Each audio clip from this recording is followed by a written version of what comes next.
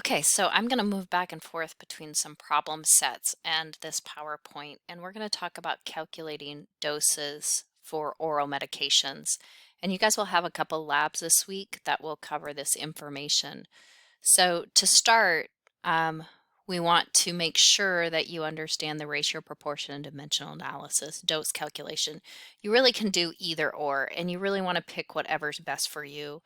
I like ratio proportion. That's me personally. Some of you might like dimensional analysis, and I will show both ways and you can decide what works for you.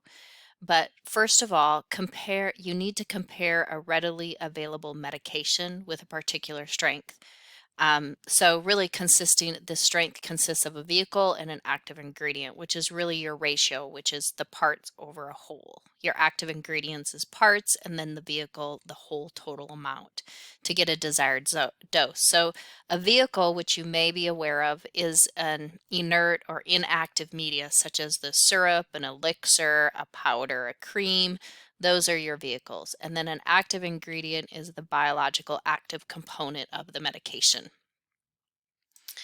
So the steps for ratio proportion, I'm going to let you read through these kind of on your own.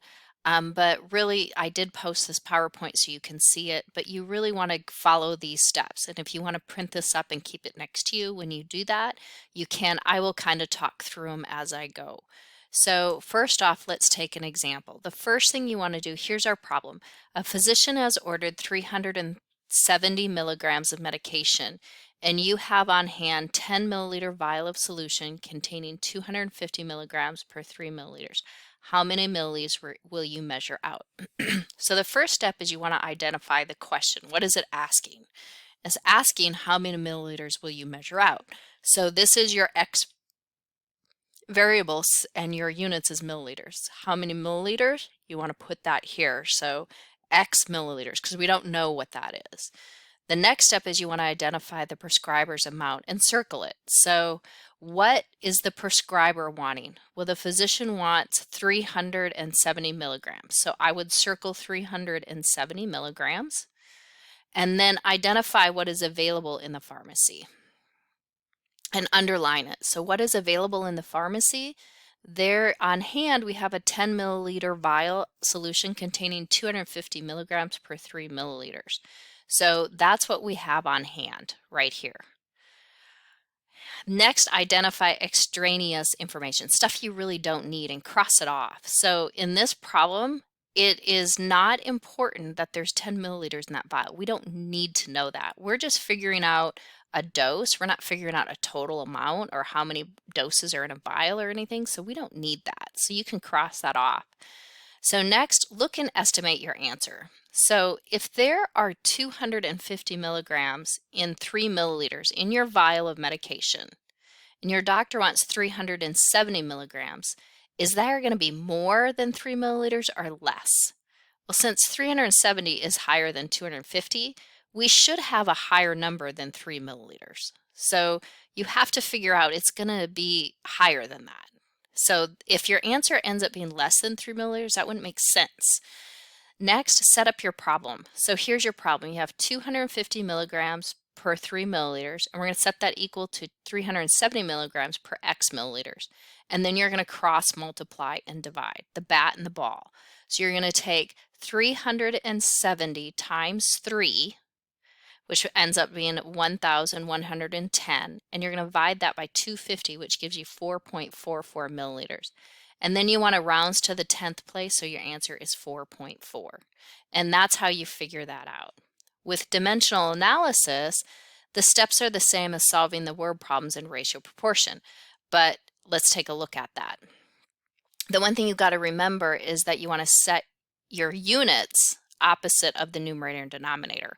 Where on ratio proportion, you set them in the same.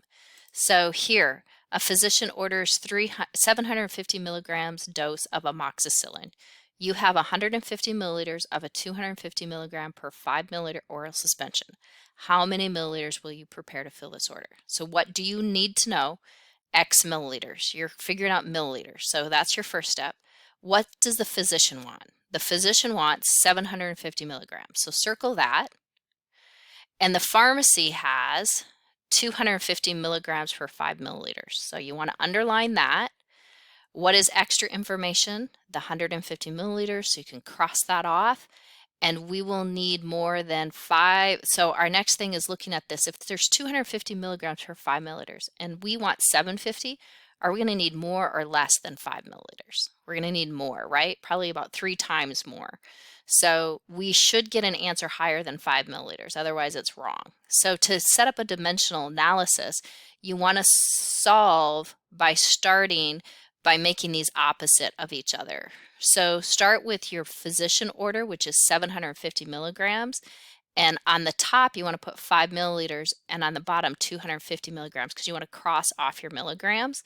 So you'd cross those off, and then you just solve the problem. 750 milligrams times 5 gets 3,750 divided by 5 is 15 milliliters, and that's your answer. So that's how you solve for dimensional analysis. So let's stop 1 second. I'm going to do a couple practice problems. Okay, so here are a couple practice problems that we're going to do, and I'm going to show you how to do it with ratio, proportion, and dimensional analysis. So our physician has ordered Cefaclor, which is 375 milligrams per 5 milliliter oral suspension for a patient.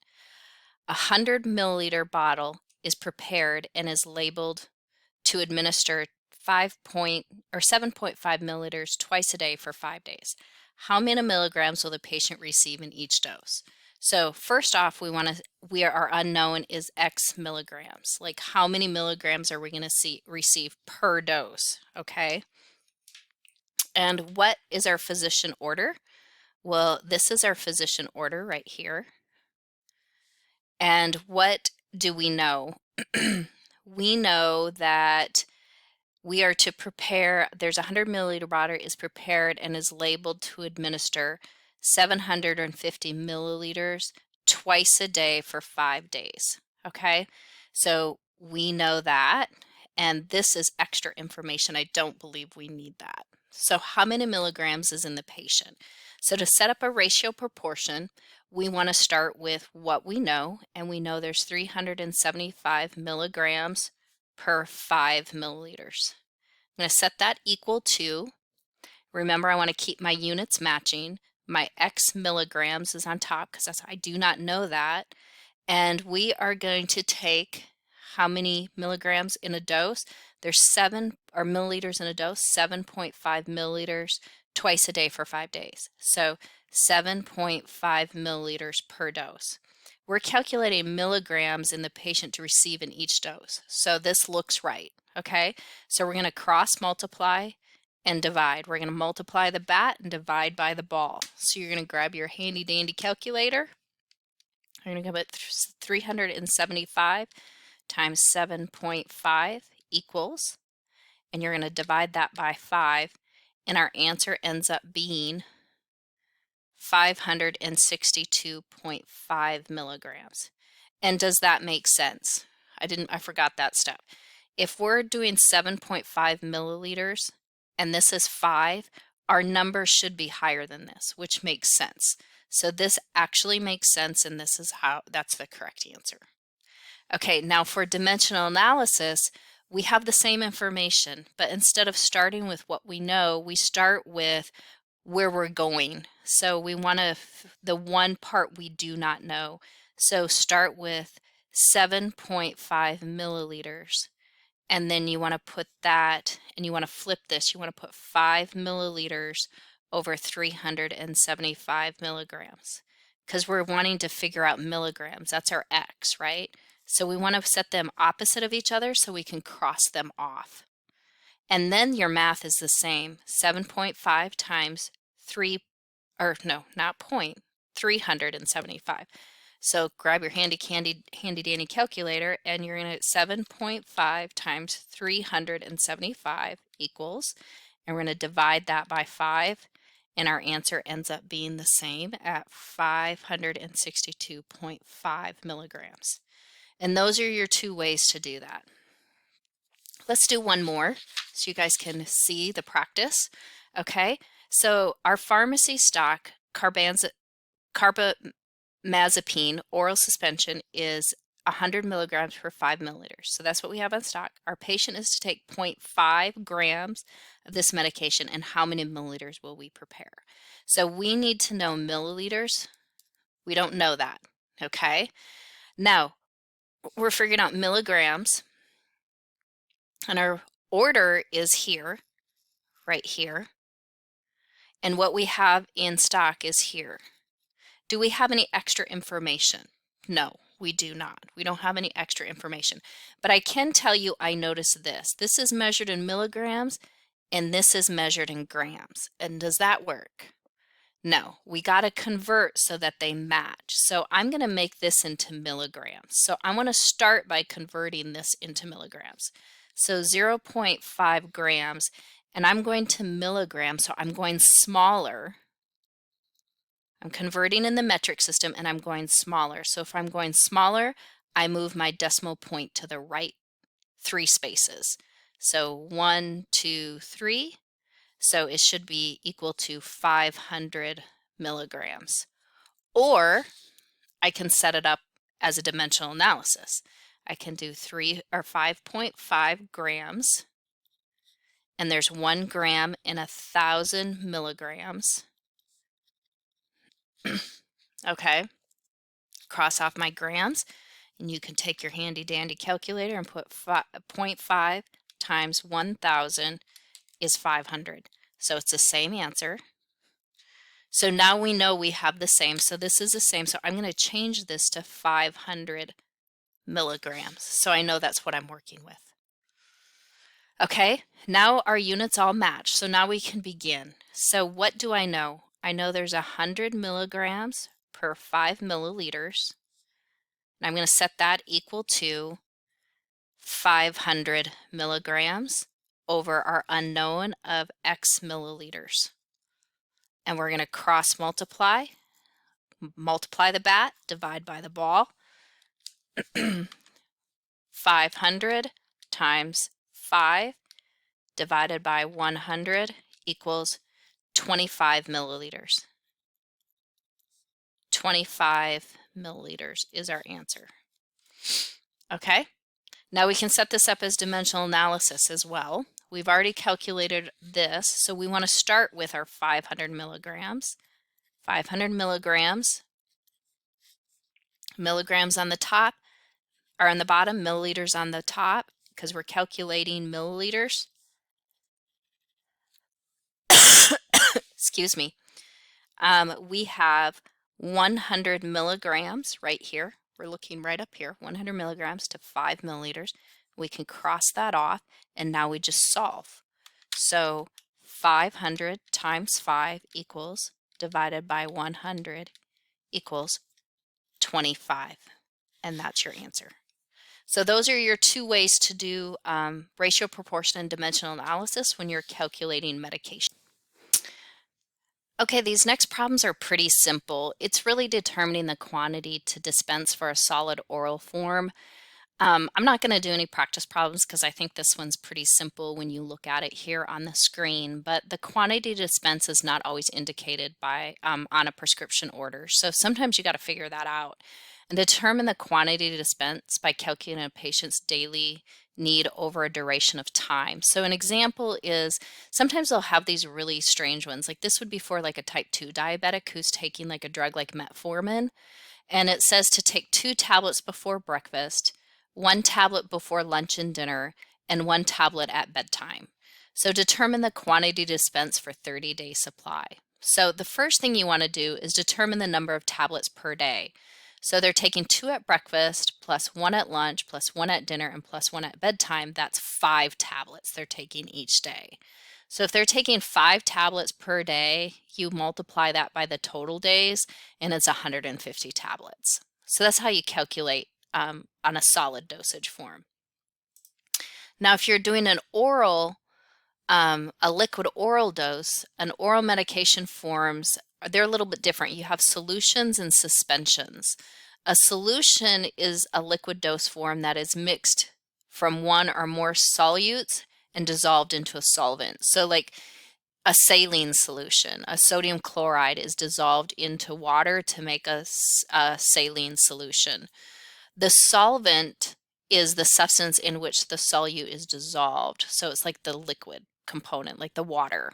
And the solute is the substance that's dissolved in the solute. So for salt, it would be sodium chloride is a solute, and the solvent is water to make a saline solution. That's a lot of S's, but there that is. Okay, a suspension is a little bit different. It's a liquid dosage form that contains insoluble material suspended in liquid. So it never becomes one. Where a solution, it becomes one. It completely dissolves into the solvent, where a suspension doesn't dissolve. It'll settle out on the bottom of the container. So a lot of times these are antibiotics, and one of the things you must know as a pharmacy technician is the auxiliary label must be put on there to shake well, because they got to mix that suspension really well before they can take it. So an oral liquid dosing must be dosed in household units usually.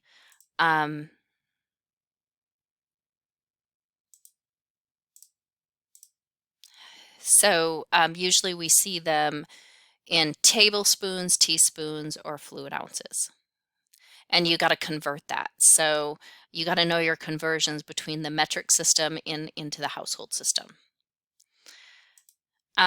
Here's an example. Is you have a 12 fluid ounce bottle of mouthwash containing 0.75 grams of active ingredient. How many milligrams are in 1 tablespoon dose? So the first thing is you got to convert household units to metric system, measurements of metric. So 12 ounces, there are 30 milliliters in 1 ounce. So 12 times 30 is 360 milliliters. And then 1 tablespoon is equivalent to 15 milliliters. So that's the first thing you want to do. And then the next thing you notice that we have grams. We want to convert the metric unit of grams to milligrams because we're figuring out how many milligrams are in there. So remember, you're going smaller, so you're going to move to the right. You're going to move 3 decimal places to the right. So that's 750 milligrams. So what is unknown? We don't know the milligrams. That's what we're figuring out. Our ratio is set up like this: 750 milligrams to 360 milliliters equal to X milligrams to 15 milliliters. And here's your answer. And here's the dimensional analysis here. So you can write that out for yourselves and do it through this problem on your own. I'm not going to do it for you, but that's the explanation. So make sure your units all match before you begin doing your dimensional analysis and your or your ratio proportion. I think that's the biggest thing for these problems here. So a patient comes to a pharmacy with a prescription that does not indicate a quantity to dispense.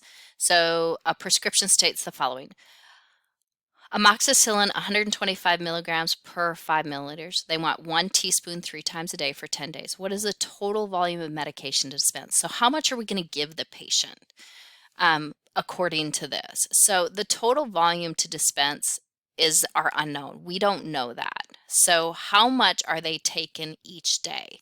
Well, it's 1 teaspoon 3 times a day. So that would be 3 teaspoons a day. That's the first thing you want to figure out. How much are they taking per day?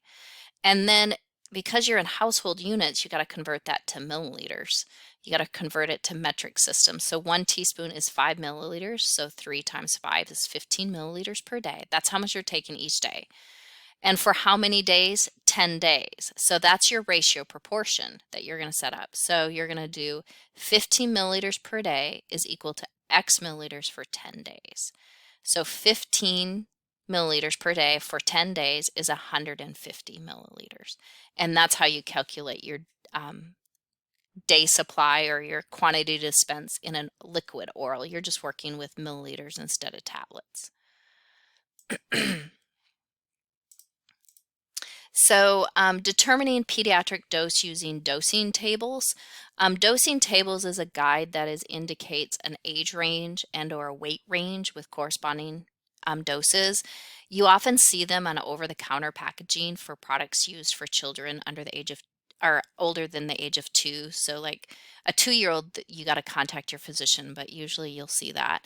And it's often used for liquid or solid dosing forms. Here, I'll show you an example of one. It looks like this, and this is for Benadryl.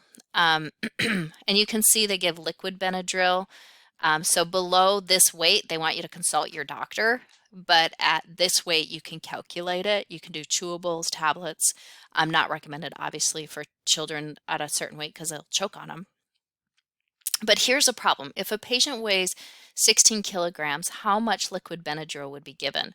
Well, first of all, we are in kilograms and we're measuring in pounds. So convert kilograms to pounds, and there's 2.2 pounds per kilogram. So 16 kilograms times 2.2 is 35.2 pounds. So that's how much our patient weighs.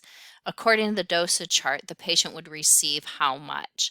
Well, if he's 35 pounds, we would fall into this range right here. So 5 milliliters or 1 chewable tablet, or if you convert that to household, it's 1 teaspoon. So that is how you use the dosing charts, which is pretty simple. Okay, now there is also sometimes a way to calculate patient is to receive a dose according to a weight.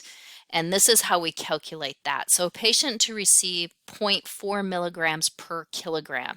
So every kilogram that they weigh, they're supposed to receive 0.4 milligrams. If the patient weighs 74 kilograms, what dose will the patient receive? So if they receive 0.4 milligrams per kilogram, we're going to set that equal to X milligrams, because that's what we're figuring out, what is the dose, divided by 74 kilograms. So you're going to cross multiply and divide. So you're taking 0.4 times 74, and you're going to get 29.6. And then you divide, that should be divide that by 1, and you would get 29.6 milligrams. So that's how many milligrams we're taking for that patient dose, okay? So if the medication is available in 15 milligrams per a 10 ml suspension, how many milliliters of medication will the patient receive? So here's our stock dose. This is what the pharmacy has right here. And our dose, we got to take what we figured up here, is 29.6 milligrams. So how many milliliters is that going to be? So you're going to do your cross multiplying, and then you get 269, you're going to divide by 15, and you're going to get 19.7 milliliters. And that's how you calculate milligrams per dose. I'm actually going to do a practice problem on that in just a minute here.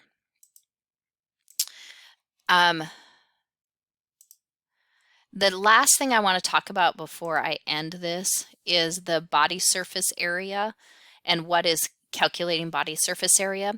Body surface area is a measurement based on weight and height variables, and it's expressed as meters squared. So m squared is what your units are going to see. So if you ever see an m squared, that's BSA, or body surface area. Why would I use body surface area? Well, it's usually taking the patient's overall size into account. So, for example, it really helps the patient receive the optimal amount of medication while minimizing toxicity.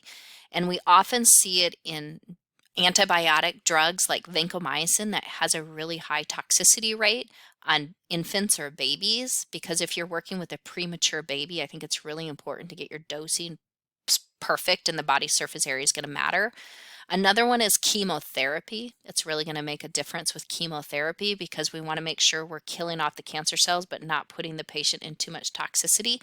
So we see that a lot. And as a patient takes chemotherapy, their weight decreases because they lose a lot of weight, and their height does not. So really we want to take into the account that they're very thin patients. Usually a body surface area is often provided in the patient's record. You don't have to calculate it very often, but if you do, here's the formula for it, but we won't ever do that. So let's take a look at a problem with body surface area. A patient is to receive a medication with a dose base of 50 milligrams per meter squared. and the patient has a body surface area of 0.9 meters squared. What will be the dose in milligrams? So we don't know the milligrams. We're going to set this up just like a ratio proportion. We know this and we know this. So you're going to put your 50 milligrams per 1 meter squared equal to X milligrams over 0.9 meters squared. You're going to cross multiply and divide, and your answer is going to be 45 milligrams. Now, part 2, if the medication is available in 15 milligram tablets, how many tablets will be dispensed for 1 day dose? Well, the first thing we need to figure out, there's 1 milligram per tablet, and we need 45 milligrams, and our unknown is X tablets. We don't know that. So you can cross multiply and divide, and your answer is 3 tablets. And that is how you figure out body surface area. Those will be the type of problems you'll see for that. So let's go ahead and go down, and I will do a few problems with weight. Okay, so hopefully I can do this. It's been a while since I've done these. So let's take a look at this number 3. A prescription states the following: take 1 tablespoon of medication BID twice a day. The available strength of the medication is 40 milligrams per milliliter. How many grams are needed to prepare 1 pint of medication? Okay, so this isn't a body weight, but it is a ratio proportion or medication dosing. So I see a lot of issues with this because when I first look at this, I have all these different units. So the first thing I want to do is get my units to match. So we are figuring out how many grams are needed to prepare 1 pint, okay? Well, my medication is in milliliters, so I want all of this to be in what my medication strength is available in. And when I get done, I'll go back and convert into what my problem asks for. So my problem's asking for grams over pints for per pint, okay? And we are supposed to take 1 tablespoon of medication twice a day, which is equivalent to 15 milliliters. And if we're taking it twice a day, that's 30 milliliters, right? Our available strength is 40 milligrams per 1 milliliter, and we are taking 15 milliliters. And how many milligrams is that? That's what we're going to start by calculating. And then I'm going to go back and convert into what my problem asks for. Okay? Excuse me. Cross multiply and divide. So 40 times 15 is 600 milligrams. Okay? That's what I have so far. Okay, so I have 600 milligrams. I want to go to grams to pints. So the first thing I want to do is convert that to grams. Well, milligrams to grams is going larger. So I'm going to move my decimal to the left because it's going larger. L, larger, left, larger. So if my decimal point's here, I'd move it 3 spaces, 1, 2, 3. So it's 0.6 grams per 15 milliliters. Okay? Now, if you can't do the moving of the decimal that way, you can also set it up by dimensional analysis. I'll do that up here, 600 milligrams, and there's 1,000 milligrams per 1 gram. Cross multiply, and you would divide that, and you get 0.6 grams. You can do it that way as well. Okay, now pints, I'd like you to go to your conversion sheet, because you can do this by dimensional analysis and figure it out if you know a few conversions, but this is one of the conversions you want to memorize. There is 1 pint is equivalent to how many milliliters? There's 480 milliliters in a pint. Okay, so I'm going to set this equal to 480 milliliters because I'm trying to figure out how many grams are in a pint, and this is my dosing. So I'm going to cross multiply and divide. And if I cross multiply and divide, 0.6 times 480 equals that divided by 15, I get 19.2 grams in 1 pint. And that's my answer. Okay? So that's a little bit harder of a problem, and I wanted to show you guys how to do that in case you have to ever figure that out. Okay, you got to figure out step by step, read the question, make sure you know what each part of the question is asking. So this next one is also a harder one. A pediatric patient weighs 9.32 kilograms and is 28 inches long.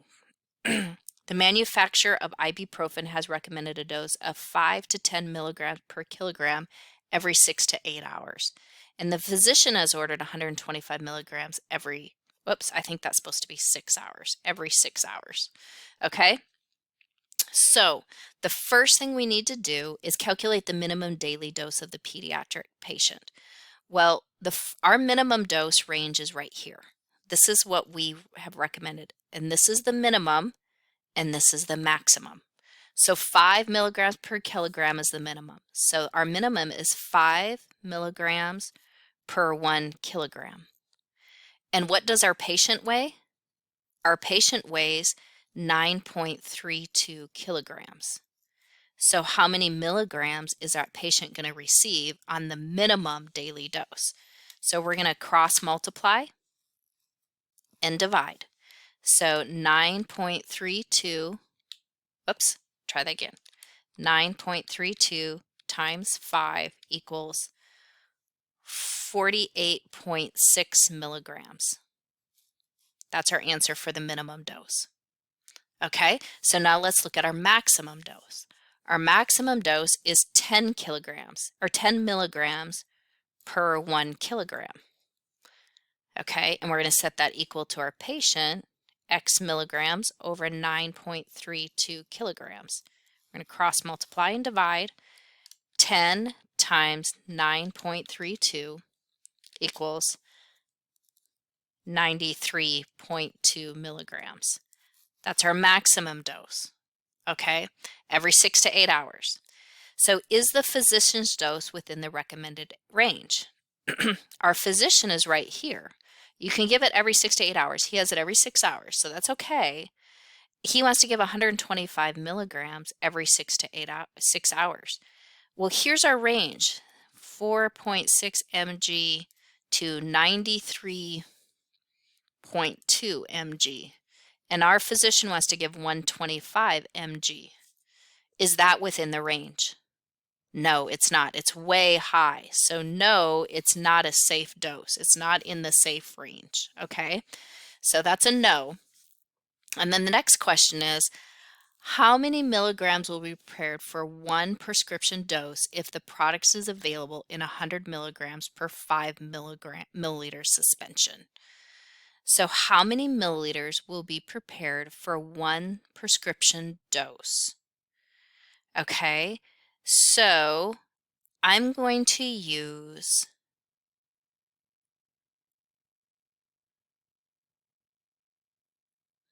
the physician order. Even though it's not right, that's what the physician ordered. So we're going to calculate how many milliliters that is, because it doesn't indicate if it wants the minimum, the maximum. So let's go with the physician order, okay?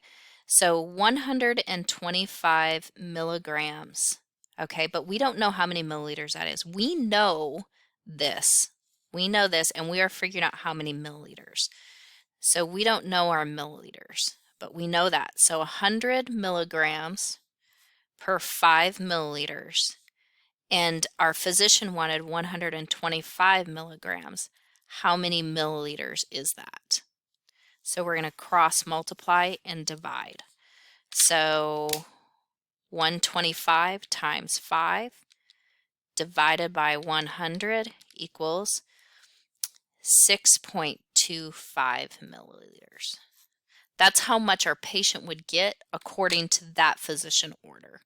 And so just when you're doing these problems, just slow down, make sure you're paying attention to what's being asked, circle it out, cross off stuff you don't need, and make sure you're looking at each question and what's important. Okay, and that's all I have for you today. So if you guys have any questions, you can ask your instructor during lab class. Thank you.